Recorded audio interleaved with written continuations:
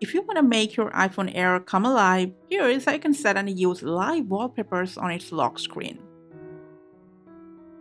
So for that, open the Photos app and just search for any of your live photos. Now, a clear indication is it'll show at the top left corner when you open any photo. You can tap and hold and play it to see which photo you want to set as the wallpaper on the lock screen. After you decide, just hit this share icon, swipe up for the Use as Wallpaper option, select it, and then don't forget to tap on this Live Wallpaper option if it's crossed out, otherwise it will not move. You can play a preview to see if you like it or not, and then just tap on Add, and then just hit Set as Wallpaper Pair. And there it is, your live wallpaper will set on your Air lock screen.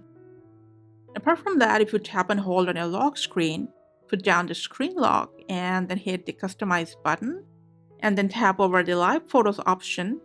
Two options will be here. You can choose either of them, go to your photo library and choose Live Photos then and there, and set it to your lock screen. That's it for today. Thanks for watching.